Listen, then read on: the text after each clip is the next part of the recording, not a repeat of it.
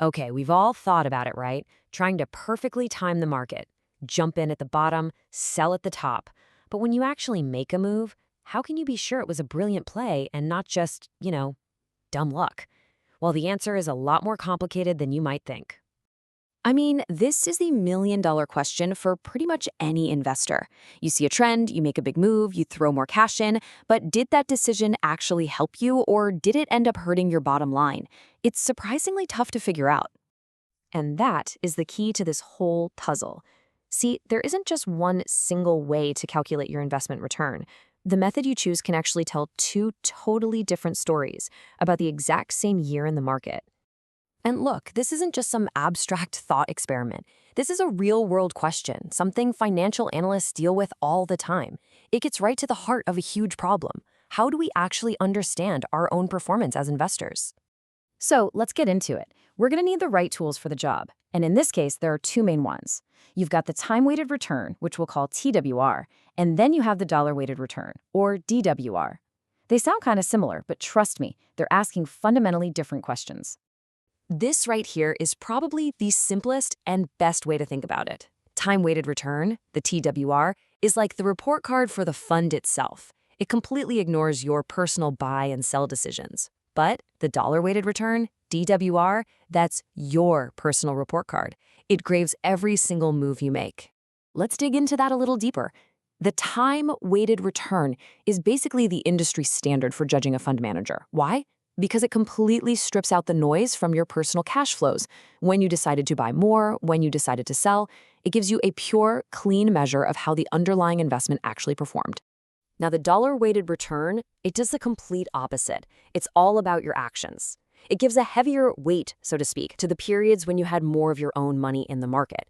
And what that means is your timing, whether it was good or bad, has a huge impact on your final number. Okay, definitions are fine, but a story is what really makes things click. So let's invent an investor and follow them through one wild roller coaster of a year. This is where you'll really see how these two methods can give you such different results. So, our story starts on January 1st. Let's say you're feeling pretty optimistic about the year ahead, and you decide it's time to put some of your capital to work in a fund. You start out with a solid $10,000. It's a nice, clean number, easy for us to track what happens next. And right out of the gate, things are looking great. The first 6 months of the year are fantastic. The market is on a tear, and that fund you invested in gains a very healthy 10%. So your initial 10 grand has already grown to $11,000. Not bad at all. So far, so good, right? And here it is. This is the big moment of decision. You see those awesome returns, you're feeling confident, maybe a little too confident, and you think, hey, the good times are going to keep rolling. So you decide to double down. This is your big market timing move. You drop another $10,000 in cash into the fund. That brings your total investment value all the way up to $21,000. But, of course, just as you've put a lot more skin in the game, the market decides to do a complete 180. In the second half of the year, that very same fund drops by 10%. And that 10% drop hits your new, larger portfolio hard. Your $21,000 shrinks down to $18,900. So think about that. You put in a total of $20,000 cash, and you ended up with less. Ouch. So here we are at the most important question of all. After a 10% gain and a 10% loss, and after adding all that extra money right in the middle, what was your final score? What was your actual return? All right, it's time for the big reveal. Let's run the numbers and see how our two different measurement tools grade this exact same year. And you might want to brace yourself because the results are pretty shocking. First up, the time-weighted return. Remember, this calculation completely ignores that $10,000 deposit you made. It only cares about the fund's performance. So it just looks at period 1, a 10% gain, and period 2, a 10% loss. You chain those together, and the fund's official performance comes out to -1%. But now, let's look at the dollar-weighted return, your personal report card. This one sees everything. The first 10 grand, the second 10 grand, and that final value. And because you had a much larger amount of money in the market right before that 10% drop, your personal return gets hammered. It comes out to a painful negative 10.5%. And here you can see it side by side.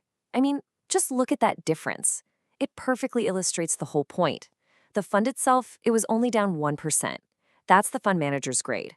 But your grade, the one that reflects your decision to add more money right at the peak, that was a much, much bigger loss of over 10%. So this obviously leads to a really important final question. As an investor trying to figure all this out, which of these metrics is the right one for you to be looking at? Well, the truth is, you actually need both of them, but for very different jobs. You use the time-weighted return, the TWR, when you want to make an honest apples-to-apples comparison between different fund managers to see who has more skill. But you use the dollar-weighted return, the DWR, when you want the cold, hard, unvarnished truth about how your own timing decisions have actually affected your personal wealth. And that really is the key takeaway here. The next time you look at a performance number on your statement, you have to ask yourself this simple question. Is this number grading my fund manager's skill, or is it grading my own? Knowing the difference is a huge step toward becoming a much smarter investor.